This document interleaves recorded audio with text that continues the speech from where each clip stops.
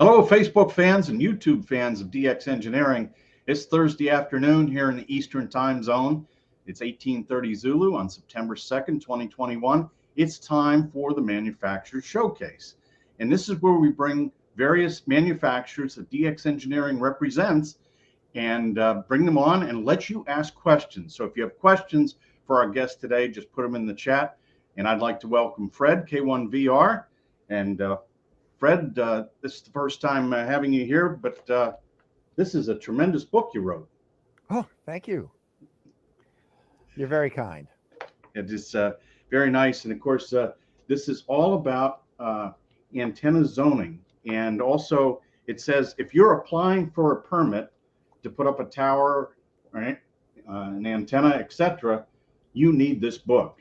And wow, let's see how many pages. How many pages are here? There's almost 300 pages, Fred.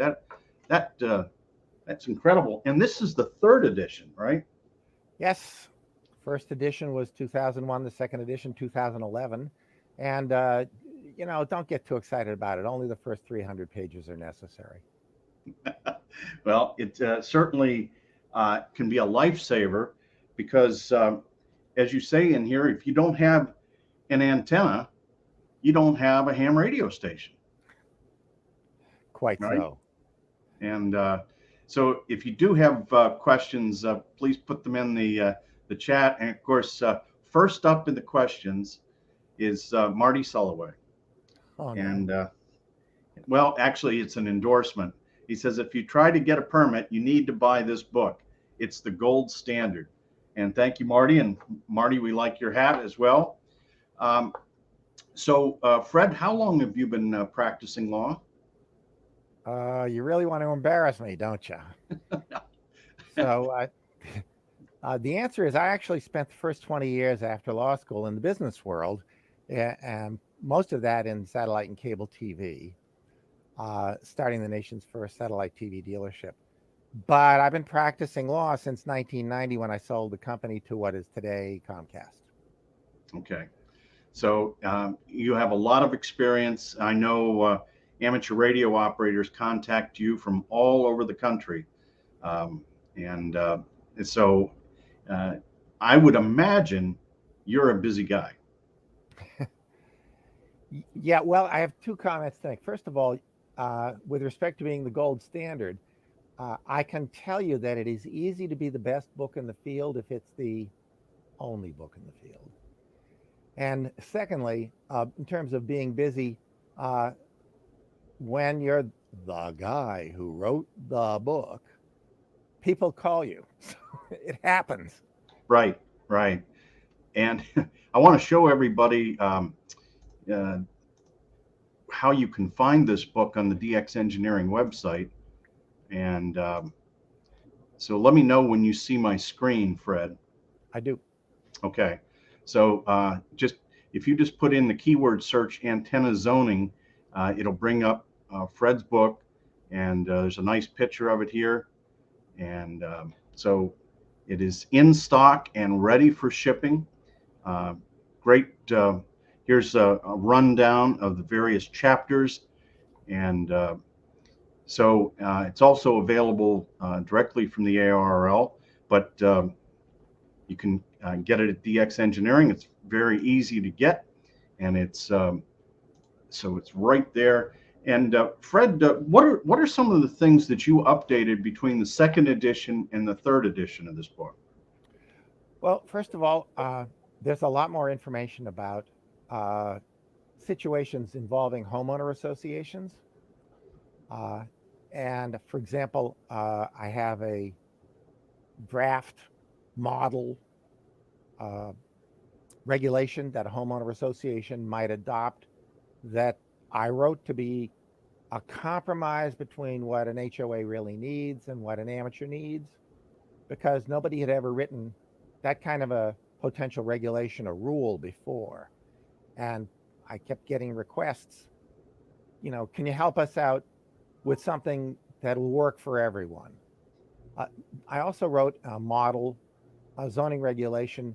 If you're engaged in a chit chat with your city, town, or county, to help draft something that both sides can live with. And I've made suggestions about how to modify it for your particular situation. Finally, I wrote a statute that you might want to submit to your state legislature. We have statutes in about 30 something states that mimic PRB1, the FCC regulation, which is found in the Code of Federal Regulations at 47 CFR 9715B. And this implements PRB1 in a way that your state could adopt it, but it also uses some elements that have been passed by other states that will clarify some of the controversies that continue to arise under PRB1 or in states where PRB1 doesn't exist as a state statute. So one of the really big things is this time around I have the model rule, the model ordinance, and the model statute, plus a lot more hints on how to respond to requirements that you may find in your local ordinance. Wow, there's a lot that is new in Fred's new book. It's Antenna Zoning, and it's available from DX Engineering. And Fred, you are also the New England Division Director for the ARRL. Why don't you tell us a little bit about that? Well, 3 years ago, I was encouraged to run against an incumbent who'd been in the slot for over 20 years. And I eked out a landslide victory by 49 votes. And all of a sudden, I was a member of the board. And you know, it takes a little while to get up to speed, figure it out, because the ARRL is an organization with 160,000 members, an endowment of $40 million, an annual budget of $16 million, and 90 employees. It's not like a local radio club. So you got to figure out what's going on with respect to governance. In addition to that, your local radio club doesn't lobby Congress or the FCC. And because I'm a lawyer, I was selected immediately for the Legislative Action Committee, the Legal Defense Fund Committee, and the Executive Committee, and the people who work on all of the governance issues of the league. And I wound up traveling to Washington, meeting with FCC officials, meeting in congressional offices, which was not unfamiliar territory to me because early in my life, I had been living in Washington. I was law clerk to the chairman of the Federal Trade Commission. I'm a member of the bar in the District of Columbia. And it's familiar ground. I just didn't catch enough Potomac fever to prevent me from coming back home here to the Boston area eventually. Well, it's I take it it's been an exciting 3 years. It has been. We changed CEOs, and I'm really excited about the new CEO. We have cleaned up a mess with respect to the filings with the Secretary of State in Connecticut for the ARRL's governance documents, things that had gone untended for 15 years. And I spent hundreds of hours drafting a replacement bill, which shall be dropped this fall. It'll be actually put before the Congress. I'd like to say any day now. And that will replace something I worked very hard to get the ARRL to withdraw support of back 3 or 4 years ago, the Amateur Radio Parity Act, which I thought would have done more harm than good because it would have made stealth antennas illegal on the federal level. And it would have made stealth antennas illegal even in a situation where you don't really have an HOA, but merely just a road association or a lake association, because the definitions were hurtful. So it's been a very busy 3 years, and I think we're attacking some things that are new and different. Let me just tell you one thing that's different about the ARRL today than it was when I joined. I discovered that the standing orders that govern the board of directors. Each one had been passed by a minute, published in the minutes, but collected together. They'd been hidden behind a secrecy wall, available only to officers, directors, and vice directors. So I said to myself, every one of them is public, but as a collection, it's not public. I'll make it public. And I have now put the standing orders of the board of directors up, minus the 119 deleted orders. And then after that, I assembled them by subject matter so that they become somewhat readable. And that's now on the New England Division website, nediv.arrl.org. So it was my attempt to really take on what has become known as the transparency issue, because I don't think that a board that represents 160,000 members should be operating quite so much in the dark. Yeah, no, that is great, Fred. And thank you for your work there and all the skill set that you brought to that position. And we've got a nice comment in the chat from K2 Golf Radio Golf. He says, Fred, the info from your book got my township zoning to change from no towers to towers. Fine, no permit needed. And so thanks a bunch. Another success story, Fred. Tim, I have to tell you, that's not a planted question. I have no idea who K2GRG is. Well, but I'm glad to know he's out there. He thinks you're a rock star, and there's a lot of us that do. We've got, let's see, Mike, November 2 Tango X-Ray says tower cases are a PIA, but after the dust clears, I can assure you it's a great thing. And so, yeah, when things finally do come together, and it is a very sensitive subject for a lot of amateur radio operators. It's a hot topic. It really is. And so we're on here today with Fred, K1VR, talking about his antenna zoning book. He just came out with the 3rd edition, and it's available at DX Engineering. And this is your last chance to ask any questions you might have for Fred. Just put them in the chat, and we'll talk about that. Fred, between all of your work during the day and all the work with the ARRL you're doing, do you have a chance to get on the air? Funny you should ask that. One evening this past summer, that is the summer before this winter, I was tuning across the low end of 40 meters, and I ran into this guy sending slow CW and getting some European answers. And what do you know? It was the real K3LR. It was not one of those "our name is Tim" kind of guys. Right. Yeah, no, I'm on CW every day, and especially when the band is good. But yeah, worked some guys this morning on 20 meters. So it's an everyday thing. So that was really a nice meeting with you when we weren't rushed. It wasn't 5-9 and goodbye. You betcha. But speaking of meeting with you, are we going to get into the business of the time I met you when you were still in high school and at your house and you had your antenna in the front yard? Yeah, that was that vertical worked great, but now I've got 8 of those verticals, so it works even better at the new place. You'll have to visit.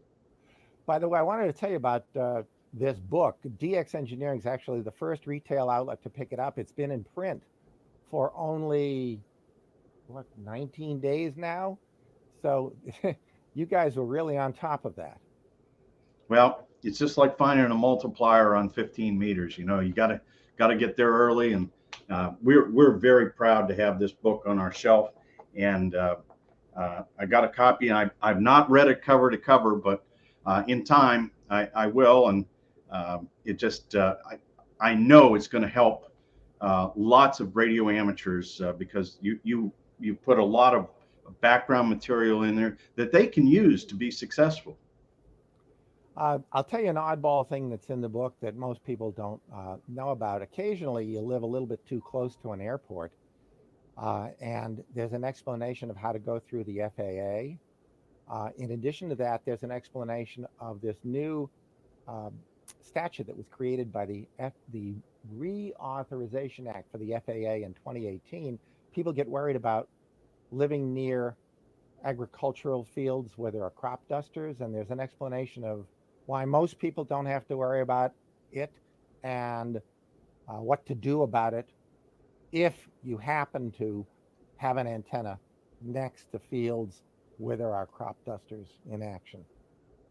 And there's a nice comment here from Ray Higgins, W2 Radio Echo. He says, best attorney in ham radio. Hi, Fred.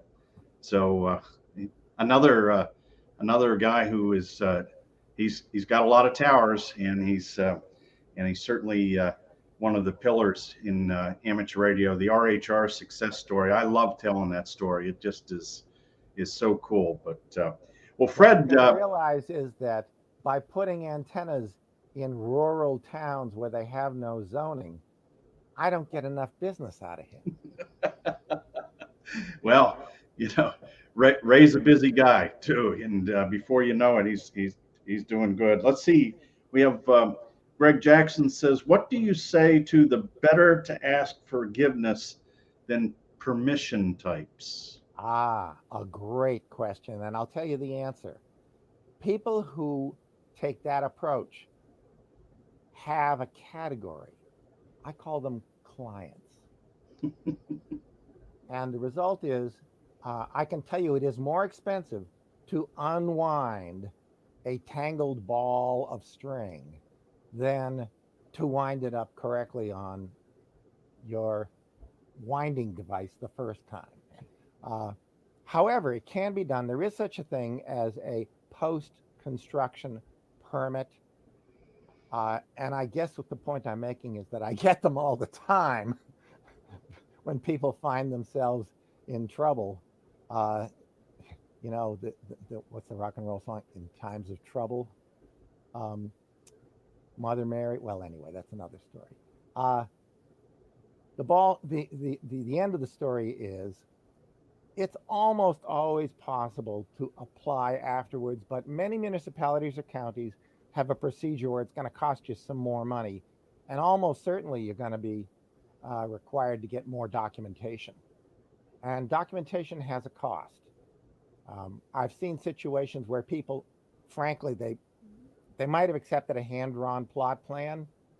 Now that you're making them give you a permit after you've built it, and they have the right to do this, they'll ask for a surveyor's plot plan.